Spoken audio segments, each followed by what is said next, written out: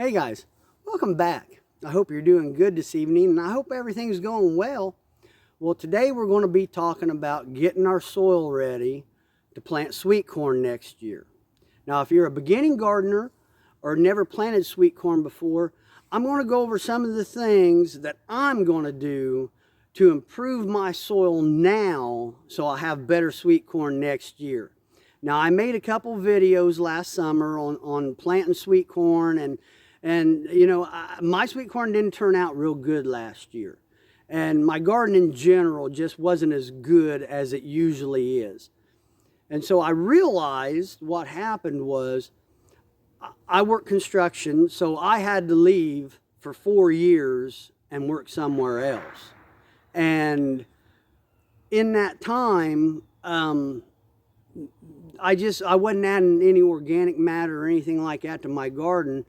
And so I just didn't have the food that sweet corn needed. Sweet corn is a big feeder, and so it just didn't have everything it needed to grow right. Slowly the pH had gotten out of balance and things like that. So in a lot of ways, I'm starting over just like a person just starting gardening. So here's what I'm going to do. Right here behind me is where I'm going to put my sweet corn.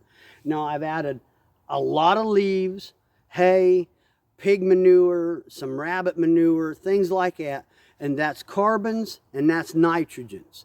So all that together, when you get a decent carbon to nitrogen ratio, it allows the bacteria and everything, it's going to break it down and it's going to make food for your plants. Now, another big thing is pH. Mine's running a little bit high. It's about a 7.5. Corn likes 7 and below, like between a 6 and a 7, maybe even just a little bit lower than a 6. So one of the great things about adding all this stuff is it's going to lower my pH too. If you have clay soil, it should just naturally run just a little bit high, a little more towards the alkalinity, not the acidity. But guys, whatever you do, before you add soil amendments, get a soil test. Test your soil. Make sure you know what you need before you put anything in there. Now, organic matter, guys, you can't go wrong with organic matter. If you've never gardened before or you're just starting out, putting leaves and grass and making compost and things like that and putting it on your garden, you can't go wrong. You just want to remember, you don't want to put too much of a carbon or too much of a nitrogen. You want that good mix, okay?